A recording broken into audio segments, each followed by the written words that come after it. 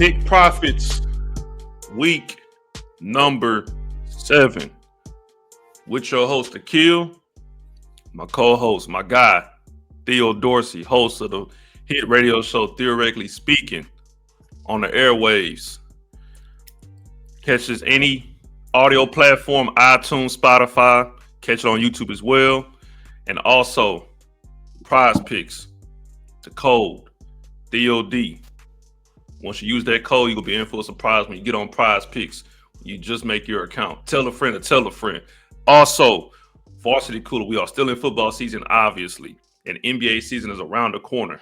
If you want to tailgate with your friends, if you need an extra bag for the gym, use the discount code RDWA to get 15% off any Varsity Cooler bag on varsitycooler.us. Theo, I'm upset right now because I'm tired of going 3-3. Ooh, 3-3 again. You the 3-3 king, 500. I feel like I missed the 500. Like I thought Thursday night will be the start of something great. Yeah, but unfortunately, which we gonna get to first, the Eagles disappointed myself and every Eagle fan out there. Can we start on a positive note? I went 5-1. You know what I'm saying? Like, see, you could brag about what you did this 6 weeks, but I don't know no more. I'm pounding my chest. I knew that Giants game was going to be mucked up. I did not think the Giants would pull out the win, but I knew they would cover. I knew the Seahawks had the upper hand on the Jaguars in that one. That felt like a line that was a little faulty because of how well the Jags played against the Chiefs on prime time. But at least we both knew that Kansas City was back. We both had the Chiefs in the Chiefs versus Lions. So the Chiefs, you had the under. You had the under at 52, which still worked out. But I had the Chiefs covering, and not only did they cover, they beat them boys to where they started hiding under the covers. You know what I'm saying? So I do want to talk about it just for a little bit because we talked about it off air before about the Chiefs. And we talked about the Chiefs back, as the Chiefs going back to the Super Bowl, is the Chiefs the best team in the AFC. At first, I pushed back because I was like, nah, you still got Buffalo, who just lost yesterday. Yeah. Baltimore is on a drop right now. They look bad. And you start to look around the AFC. Now I get the coach. The coach is, but we know how the coach could be. Let them play the Chiefs in the first round. See what happens. Like, I'm not really too concerned. So I'm looking around the AFC right now through 6 weeks. I'm like, damn. The Chiefs might be back in the bowl. They might be back. You might be right. I don't know. The Bills out here falling to the Falcons and the Patriots. The Ravens can't get right. The Ravens is hoping on a prayer and a wish that they can even win their division right now. I will say, the Colts look strong. They do. They do. I will say, but here's the thing. Jones look like a problem, but I'm not sure that Patrick Mahomes, Andy Reid, and Steve Spagnuolo are concerned with that. So let me throw a team at you, and you tell me how. I didn't know your answer. Like every Chiefs fan, we're not worried. The Pittsburgh Steelers. Why would you be? Well, hold on, hear me out. I'm not saying they will beat you. I'm not saying they're gonna beat the Chiefs in January. Defense, personnel. Can I run with you? Like, this is just stick with me here. The Pittsburgh Steelers, because I think we're getting a little overhyped when we need to be over analytical of the Pittsburgh Steelers schedule. So before we get to our week 7 picks to move forward, we must live in reflection first. I don't want anybody to get gassed up and put in a stupid future ticket on the Pittsburgh Steelers thinking that they are what their record says they are. No matter what Bill Parcells taught y'all, that's not always true. Okay, let's walk it back to week 1. 34-32 win over the New York Jets. Well, at least they beat a team that is known for getting dubs. Except it took them a couple of last possession big-time plays, a DK Metcalf drop into a catch, a Jalen Ramsey immaculate jumping of the ball and knocking the ball out of Garrett Wilson to win by 2 points against a team that has 0 wins. That was their first win of the season. Okay, next up, the Steelers play a real team in the Seattle Seahawks. They get beat by 14, 31-17. Ugly. Not even competitive. Next up, the Steelers beat the Patriots, who are still trying to figure out how to win by a touchdown. Then they play against the Vikings overseas. They get a 24-21 win over Carson Wentz. Over Carson Wentz. You beat Wentz by a field goal. All right. Well, at least you played a real team after that, because after the bye, you get a chance to take a shot at Dylan Gabriel and the Cleveland Browns. And we saw what we saw this past weekend. So, yeah, the Steelers are 4-1, but they have beat absolutely nobody. Absolutely nobody, unless you want to include 2 AFC East bottom dwellers. I can't get hyped up for that. I wouldn't say get hyped up. I mean, look, like I said, I'm not saying the Chiefs can go. I mean, the Chiefs will lose to this. I'm not saying that. I hope you know what? It could be in Pittsburgh. I hope the Chiefs get the Steelers in the playoffs. But then them Achilles from Aaron Rodgers, the calf, the knees, all that gonna be nice and tender. Chris Jones gonna get after him. Carl Aftis gonna get after him. We might see Mason Rudolph by the second quarter. I hope they make it that far. And it's crazy because y'all get Rashee Rice back, so it's like we ain't even seen him yet. We ain't even seen wide receiver 1 yet. Look, we're gonna see. First half of the season, AFC, Mahomes looking like the MVP. Hey, you know what? I don't know if it's I hope it's an Eagles Chiefs rematch. I'm hoping. I got some great tickets out there on the Chiefs that I waited till. I love when the stock dips low. I knew it was going to happen. I saw the schedule. I saw some tough teams early. I knew Rashee Rice would be out for 6 weeks. I said, oh, yeah, the Chiefs will lose a couple games. People will start questioning, is this the end of the Chiefs dynasty again? I said, let me wait before I put my futures out on the Chiefs. I got some really delicious numbers on the Kansas City Chiefs futures, on Patrick Mahomes MVP, and on the Chiefs win the Super Bowl. And I'm just going to sit back and wait. Sportsbook's going to be hitting me up, banging on my door. Please, sir. Please, sir, cash out. Oh, my God, man. We're going to see, though. We're going to get to this first game, though, because speaking of the Eagles are on the road again against Minnesota. Minnesota is 2.5 dogs at home. The over-under is 43.5. Kickoff is at 1 o'clock.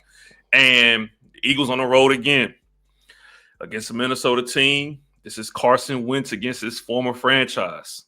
Right? Like this is a very intriguing 1 o'clock match because the Eagles offense right now isn't all that. And guess what? Brian Flores is coaching that defense. Oh my God. So look, I got fooled by the Eagles being favorites at 7.5. 7.5. 7.5. That was the line. They're favored by 2.5 on the road. This is tricky. Is the smart play picking a side? No. I think the smarter play with that total being at 43.5. As an Eagles fan, I'm not picking the Eagles right now. I'm not that confident. I'm going over. I gotta go over 43.5. That's the better play. Because I don't this total to me is kind of low. Rightfully so, but give me 43.5 over. My only issue with taking the over here is because it's a Brian Flores defense and it's a Carson Wentz led offense. Like I am not overly ambitious on points being scored in this game. The last time we saw the Vikings, they were in a dogfight with the Cleveland Browns. It was 21-17 win over the Browns. And here's what I want to say. The Eagles are bad. They're disjointed. They have bad chemistry. And you have a bad taste in your mouth as an Eagles fan because it hurts 2 times over when you're a fan of a team who is also disappointing. The Eagles are still a 4-2 football team. They lost on a short week in the midst of dissension against the New York Giants, who are a wonky football team to play against anyway, and it's a divisional foe. I want to throw that out. I'm throwing that out. They're 4-1. I don't remember the Giants game. And if I tell you the Eagles were 4-1 and I scraped that Giants game from your memory, Akil, are you seriously going to take not you're taking the over, which I get. Yeah. Which can happen. But are you seriously going to take or excuse yourself from taking the chance at getting the Eagles at just -2.5 against the Vikings, who are on their backup quarterback, who is also Carson Wentz? I have to take that. It sounds crazy. Like the numbers. Vegas know what they're doing at the end of the day.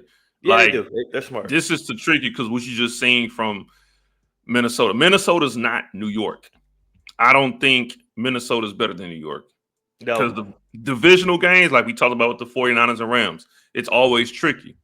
So with this one being a non-divisional game, I guess it's leaning on how bad the Eagles offense look. And they could bounce back. It's not like they just look this horrible, like the worst offense in the league.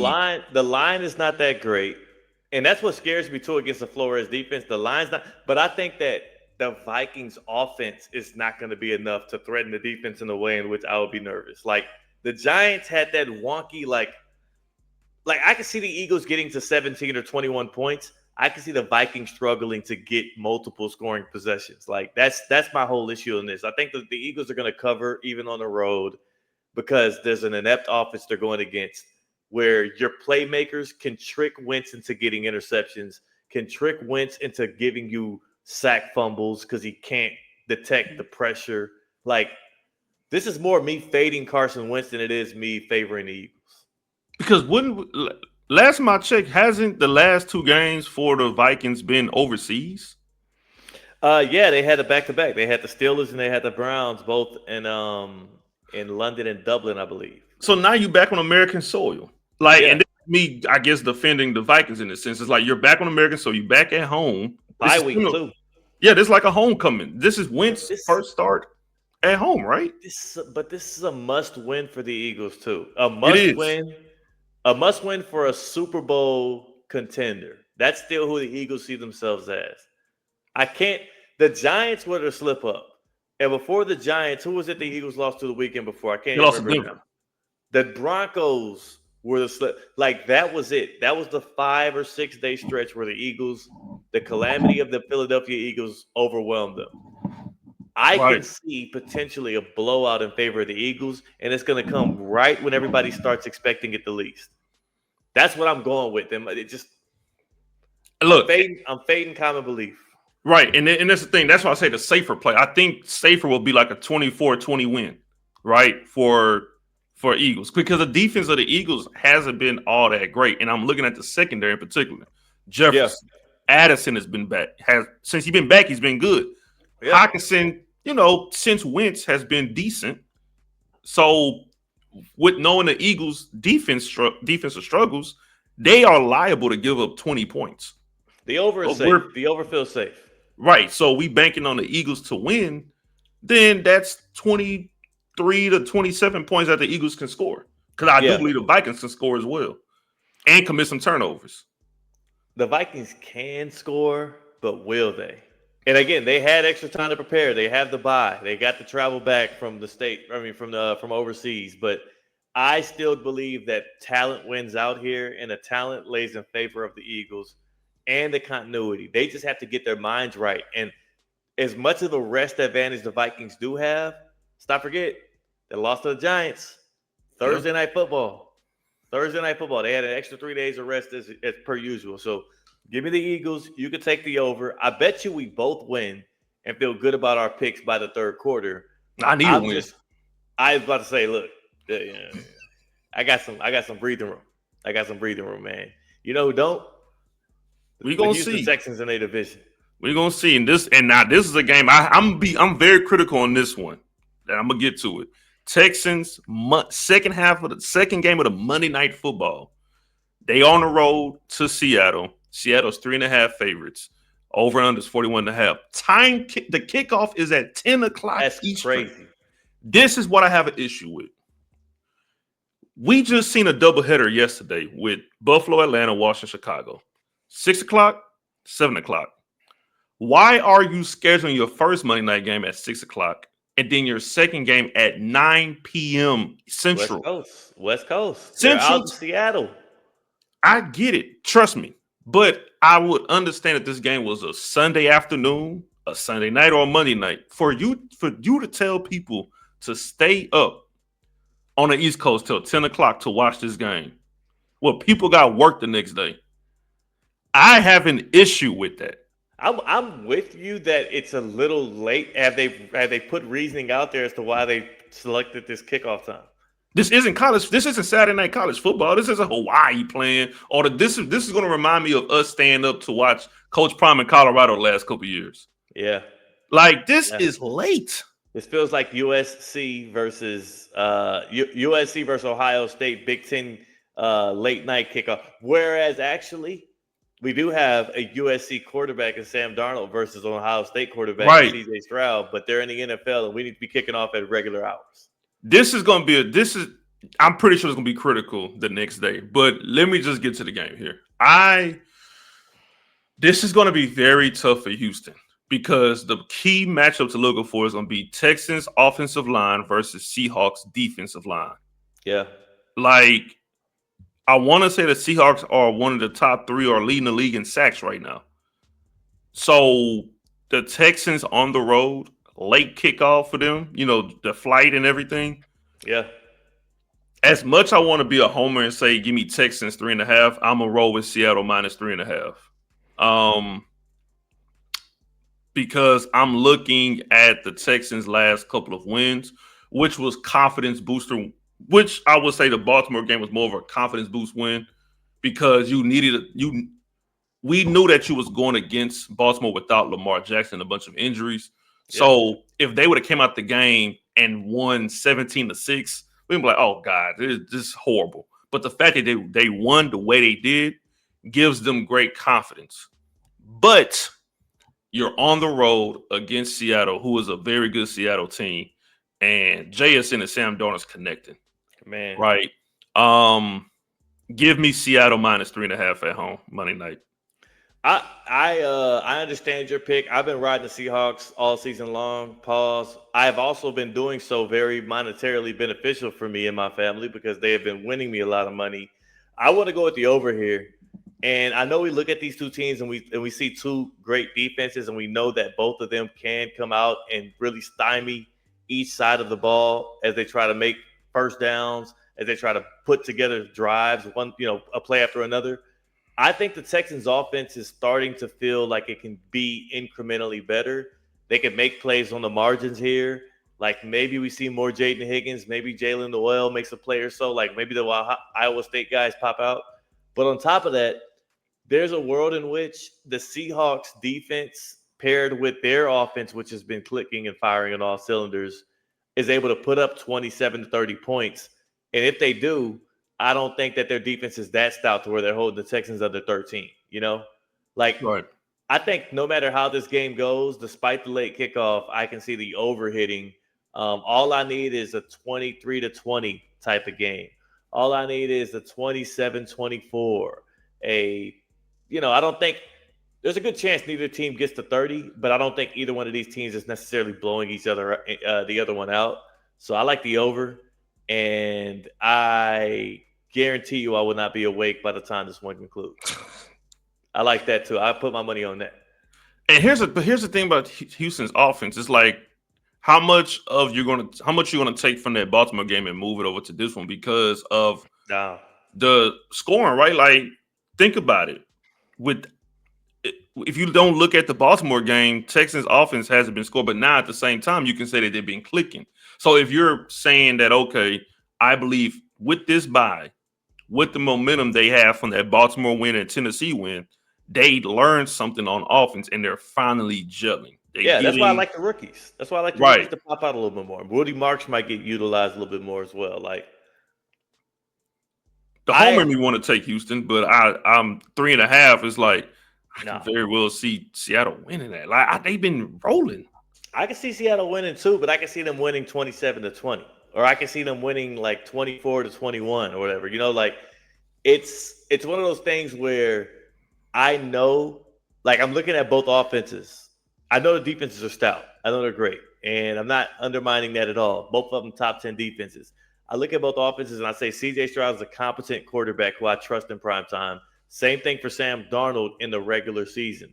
JSN, that's a real deal number one wide receiver. Same thing for Nico Collins when he's healthy. We have other weapons on the outside. Torrey Horton for the Seahawks, the rookie out of Colorado State. Jaden Higgins, like Christian Kirk. There's weapons. There's a amount of pride on both sides offensively. Guys who are also trusted to maybe go out there and try and go for it on a 4th and short, go for it on the opponent's side of the field and be more aggressive. Like I understand going with the chalky pick with the Seahawks -3.5, and I would do it as well. Like if I had to pick a side, I'm going Seahawks -3.5. I think they win this game. But the over to me feels like it's a much easier bar to clear, especially when it's this low. I bet you by the time we get to kickoff, that number rises. Right. And then we just seen Seattle's game against Jacksonville, which was 20-12. Yeah. So do you believe Jacksonville's offense right now is better than Houston's offense? Jacksonville's offense right now is better than Houston's offense, but in a different way. And I also think that Trevor Lawrence and Brian Thompson, like they had a touchdown called back, and I can't remember what it was for. I think it was a Travis Hunter was offsides, and there was a touchdown that the Jaguars had that was called back. It was a bit of a wonky game here and there. Like there could have been more points that were scored, but things happened in that game. Whereas I believe in the Texans off of the bye week to get to 17 to 20 points. That's enough to get the over to hit to me. Yeah, and it's gonna be interesting. So I'm gonna roll the 3.5, and you got the over. I'm hoping. I hope I'm wrong on this one. I'm hoping I'm wrong on that game. But we can move forward with the Giants on the road going to Denver. Denver 6.5 favorites at home in the Mile High. The over under is 40.5. I want to say that's the lowest team total of the week. Yeah, it should be. Yeah, and kickoff is at 4:05 Eastern. I've been going back and forth on this one because part of me is thinking that number for Denver is a little bit too high at home because the Giants got a damn good defense. I like their team. I like that Giants team, especially for the future. I'm gonna take a risk, and I've been taking a risk all season so far. Dogs hasn't been disappointing me lately. Them dogs been barking. Give me Cam Scatterboo and Jackson Dart to cover that 6.5. And it's funny because I've been a Bo Nix fan since he came in the league. Give me the Giants plus 6.5 on the road in Mile High.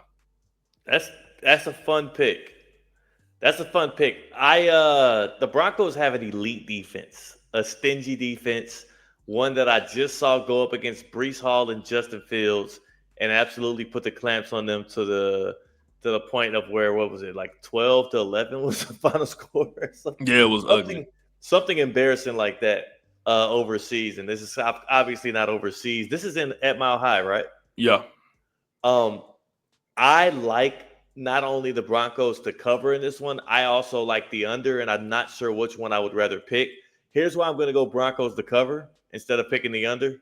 I think that because of how much Bo Nix has struggled offensively, even in the win against the Eagles over the past couple of weeks, Sean Payton might have a point to prove, and at home he might dial up a couple of extra throws at the end of the game for a little extra juice. Plus, on the other side, you got an unknown in Cam Scatterboo and a reckless quarterback in Jackson Dart who will stop at nothing and put his body on the line for an extra 2 yards on 3rd and 8.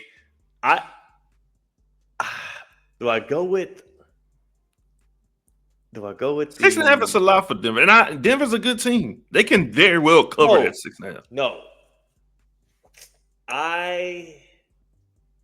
dang it! You know what? This is tough because I know where I want to go, but I'm going to change my mind now. I know what I had preconceived here. Here's the thing too. If the Giants were to cover this one, would you assume that it would be under 40.5? Would you assume if they cover, that means it would be over to me? Really? Because I'm taking the over. If they don't cover, let's put it like this. I can see if Denver was to cover this spread at 6.5, that means they put Jackson Dart and Cam Scatterboo in reality check. Like, look here, this ain't gonna be like the Eagles. This game gonna be 24-9 or something. You ain't doing nothing on us. I'm looking at the two quarterbacks involved, and I'm not very confident in either one of them. They're both are more confident in themselves than I would be in them. And they both Right. are mirrors of each other, where it's like the quarterback that nobody believed in coming into the draft that is getting the most pulled out of them, out of an offensive genius, and Dayball and Sean Payton. You know what, man? You know what? Ooh, that defensive line for the Giants is sick. It's sick. I'm gonna feel so stupid doing this, but give me the Broncos to cover 6.5. I'm going with the Broncos. I think they But got a it can point very well spread, happen. man. I think both sides They're can at happen. home, and they're at home, and let's not forget. Let's not let the Eagles' result erase from our memories what I saw Jackson Dart and Cam Scatterbo do against the New Orleans Saints, where Dart threw 2 interceptions. Scatterbo gave up a fumble that turned into a touchdown, and those 2 interceptions by Dart were unforgivable. And that has not left his body. And now he's going up against an elite defense in the Denver Broncos, not on a short week, on a full week of preparation. And I get it. They might be coming back from an overseas travel, but rest and believe they have been looking at some tape. And they just got done beating the Jets, and they are not pleased with the result of that game. I like the Broncos to win this one and cover it. 6.5. I ain't running from the line, bro. All right, give me Giants 6.5. I guess this is a versus one. Yeah. This is a versus one. All right. So do you want to go with this one? You want your prize picks? I got my phone right here. You know what? Let's get to the prize picks plays. Right. And y'all know how it goes down with prize picks. On prize picks, you use promo code THEOD. Once you do that, you get $50 for free in lineups. Once you make your plays on prize picks, and that's your first $5 play. Again, promo code THEOD. That's my name. Get it right. Also, I think getting right will be Saquon Barkley. Eagles versus Vikings. We talked about this game already. I think they'll crowd the line. I'm scared of the rushing totals. The rushing stat projection for Saquon Barkley is about 80.5 right now. Instead of me thinking he's going to get right on there, I like him being a dump-off option for Jalen Hurts. Despite him not using that as much, the Vikings run so much cover zero. They run so many stunts at you. Barkley can get involved in a receiving game, more than 15.5 receiving yards. I love that play for him. When you're building your lineup on prize picks, you got to take more than 1 or 2 players, and you want to build these flexible lineups up all at once. Matthew Golden, rookie wide receiver, Green Bay Packers. He is the wide receiver one. He had more than 100 total yards rushing and receiving last week in a breakout game following the bye. Expect that to continue to go on an uptick. 47.5 receiving yards, that's not enough. He can get that in 1 catch, maybe 2. I like him to be able to do that against the Arizona Cardinals. They are going to design ways to get the ball in his hands. Jordan Love said after a win, we got to find more ways to get the ball to number 0. Expect Golden to continue to get more and more looks throughout the NFL season. I always like to play one demon play. That's a play that gets you a little bit more juice on your lineup. You put this into your lineup, and that demon is going to give you even better of a payout. More than 0.5 rushing or receiving touchdowns for Jamar Chase. If the Bengals are going to get in the end zone, they're going to have to do it by going to number 1. And I already heard from Joe Flacco this week that he said, I don't care what Jamar tells me in that huddle. I believe him, and I will follow suit. That is the guy that Flacco is going to dart the ball towards as many times as possible and expect him to take one of those catches into the end zone for a touchdown if the Bengals want to even be remotely competitive on Thursday Night Football. And one more, I usually don't do this, but I'm going less. Travis Kelce, 47.5 receiving yards. Don't be fooled by the uptick from last week when the Chiefs took down the Lions. They play a lot of linebackers, which makes it easier on Kelce to get open over the middle and to get yards after catch. Also, Rashee Rice is coming back. Less than 47.5 receiving yards for Travis Kelce against the Raiders.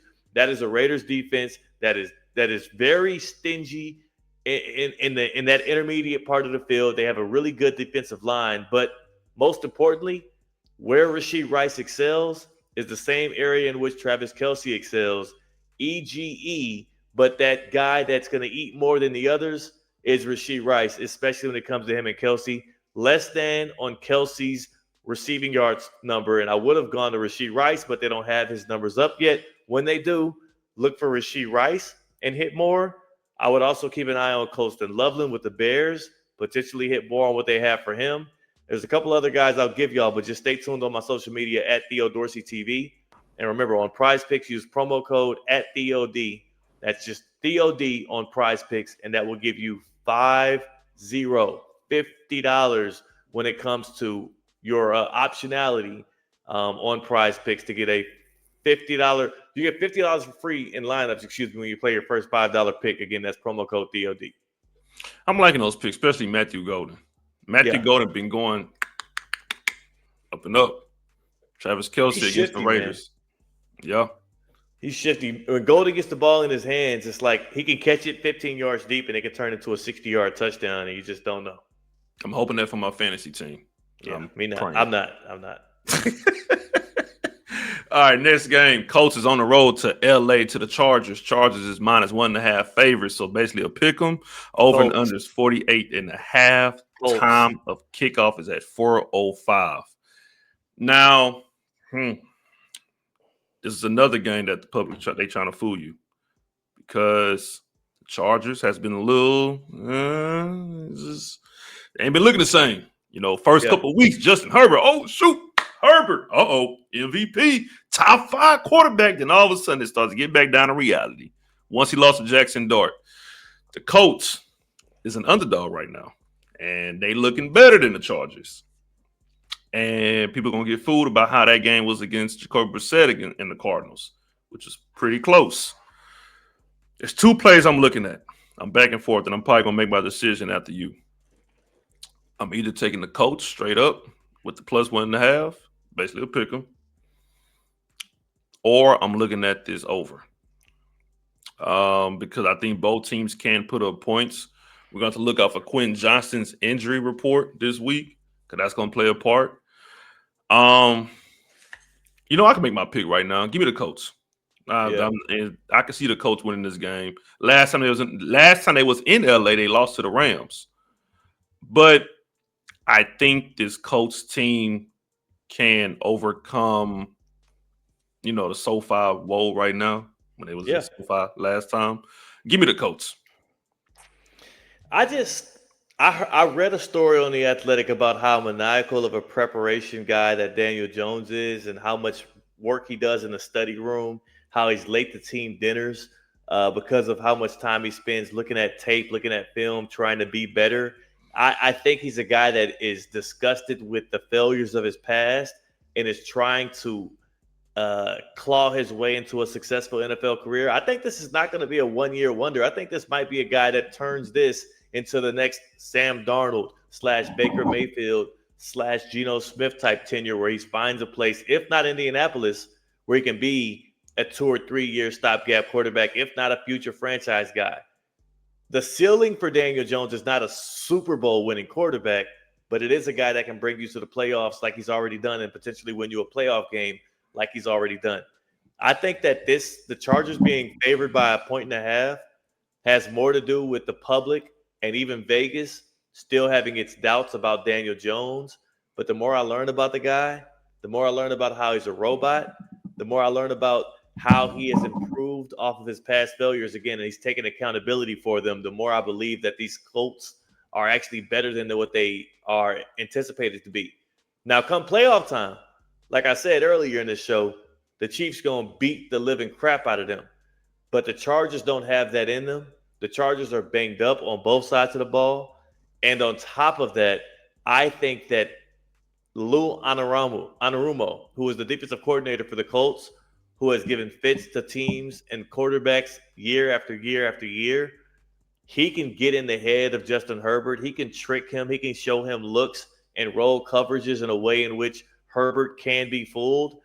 And because there's no Omarion Hampton to save you, and you're not going to be able to rely on that run game, and Greg Roman's going to have to dial up passes for Herbert, I can see if this one goes back and forth, the Colts coming out on top because of a Herbert mistake, whereas Daniel Jones will not be put in that position because he has his number 1 running back in Jonathan Taylor. He has Tyler Warren.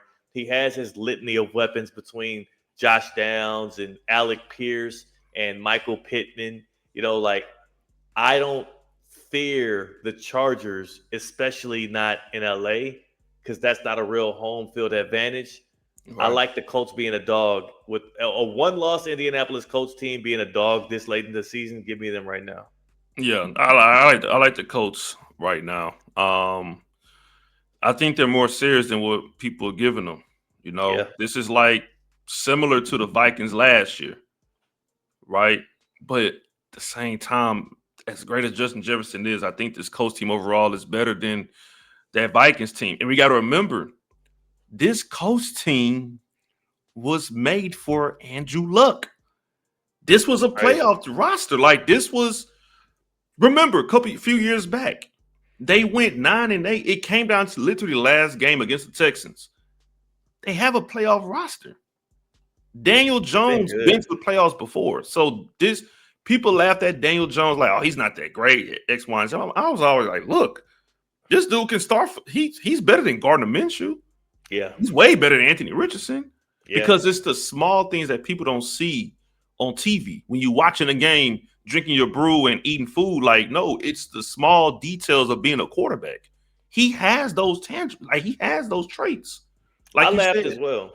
right? I Like, laughed when it happened as well, but I've watched it play out now. I've seen enough. right. I think he's the long-term coach quarterback, at Why not? least for the next 3 years. The Colts have scored 194 points through the first 6 weeks of the season. They've Come had on, Andrew man. Luck. They've had Peyton Manning. They've never done that before. Daniel Jones is the answer for this year, and he can be the answer for the next 2 or 3 years if they're smart and if Shane Steichen keeps getting the best out of him. I like Daniel Jones, and I like them to cover this. Right. Yeah, yeah. Give me the Colts. I think we both agree on this one. Next game. Oh, this is gonna be fun. Divisional game. The Commanders on the road to Dallas. The Cowboys are 2.5 dogs at home. The over-under is 54.5. Time of kickoff is at 4:25 Eastern. And this one is going to be interesting. You're talking about two teams that just came off a loss. Yeah. And the way both teams lost was one possession. This will be high scoring. I am slamming the over. This, I'm not scared of no 54.5. Don't be surprised it goes to 55 by kickoff. Yeah. Give me the over. I don't care who wins this game.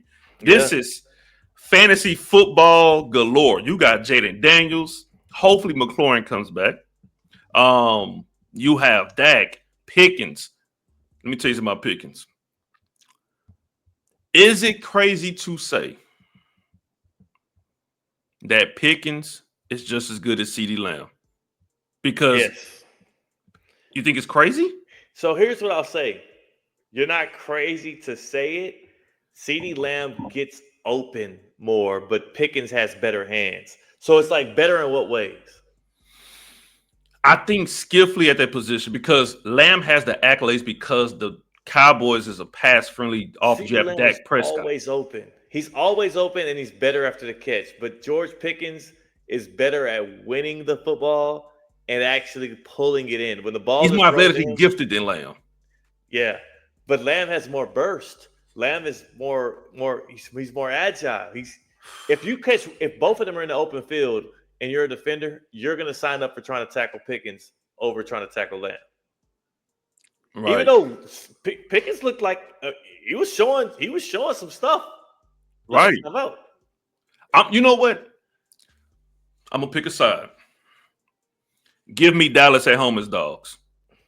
Wow. Give me Dallas as an Eagle fan and as a Texan fan. Look, I don't hate the Cowboys that crazy to always go against them. When it comes to making money, you telling me the Cowboys as dogs at home? Look, they always screw things up.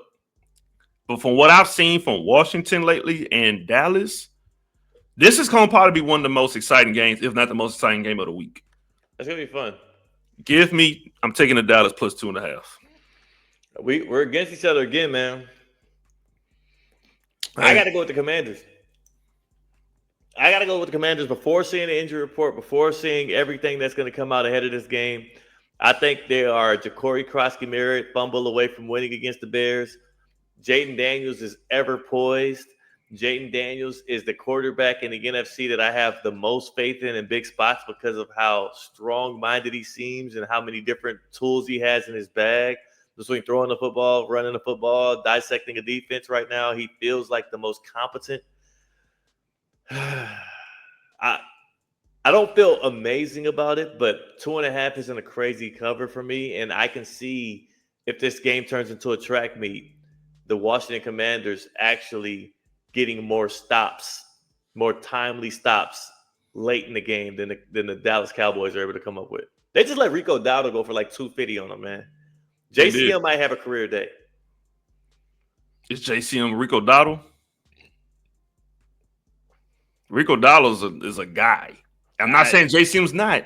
It's Rico Dowdle with the guy. How the Panthers were able to like just pick him up off the scrap heap. If Rico Dowdle was such a guy, the Cowboys would have kept him. You know what I'm saying? The Cowboys do questionable things. They let Michael Parsons walk. Yeah. So they do a lot of questionable things. But look, and here's the thing too. The over is very much a play. Like the over is that's the obvious over play. Feels good. The over feels good. Like the over feels great. You gotta catch it now. If you still when you're listening, watching this, if you have whatever book you go through, you better hope it didn't move to 55. Because it might move to 55.5 maybe by kickoff. So here's a question. If McLaurin doesn't play, do you still taking Washington? Yeah. I think the Commanders are the better team. I think they are. I watched them whittle away at that lead that the Bears had, and I saw that the Bears were tight and the Commanders were loose, and the Commanders were having their way at points, but they didn't get it done. But a lot of it boiled down to that one fumble. I like the Commanders. I like the Commanders in these spots. I like them coming off of a loss.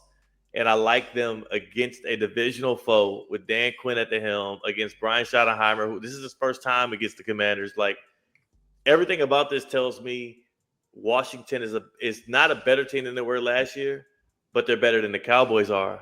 And the Cowboys are a worse team than they were last year. And I don't even think CeeDee Lamb's playing in this one, right? Like he's not back yet. He's not back yet either. But dogs at home. I mean, for right now. It's a nice pick. It's a cute home dog pick. I get it. Give me Cowboys. I'm not mad at you.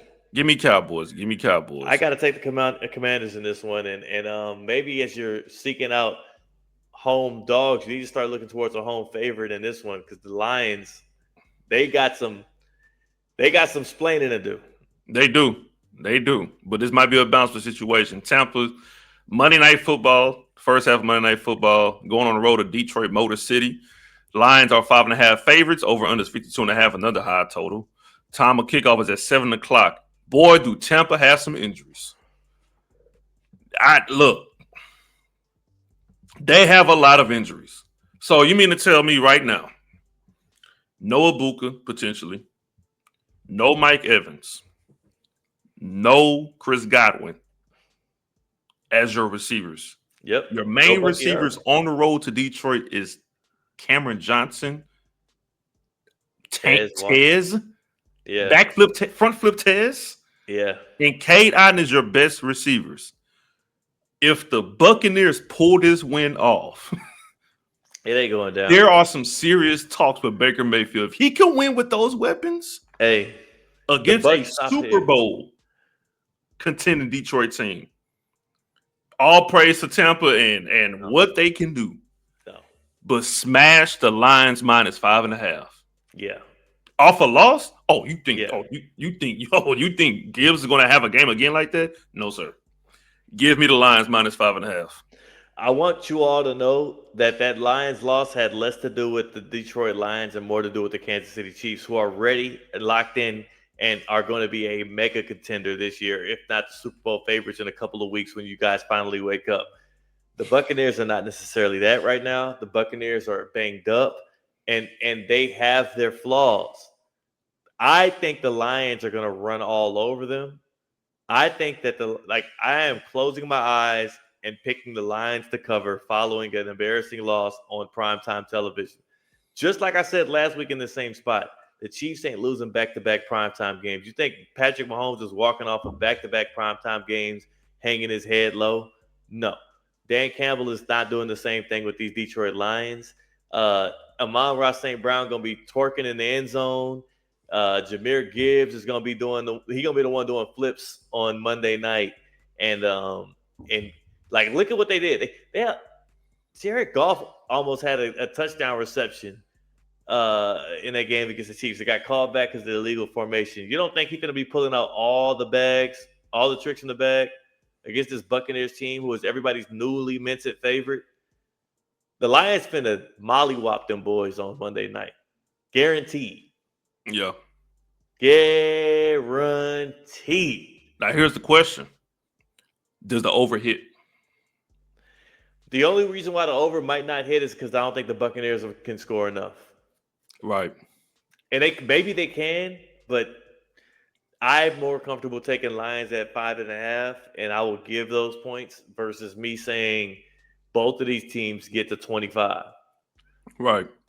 I agree. And we got to remember 49ers was banged up. They lost Fred Warner in that game, and the score was 30-19. Yes. So you talking about a pissed off Detroit Lions team at home Monday night? Enough said. It's not enough to use. No further explanation. And they back in the dome. I'll take it. Yeah, give me Lions -5.5. I need to not go 3-3. They can't do it. Not again. I feel good about this week though. Yeah, like I did the last 6 weeks. That's how it works. This week I feel good about. I'm not worried about any game. Also, another Prize Picks play to look out for. When they do put up Cade Otton stat projections, I need y'all on that one. I need y'all to pepper that more. I don't know what it's going to be. I would look at the receptions. I would look at the receiving yards as well. Hell, I might even look at him scoring a touchdown. But boy, is he going to be looking Baker Mayfield going to be looking for Cade Otton in that game. I believe so. Week 7 pick profits. We will see what happens. Akil, Theo Dorsey, we are out.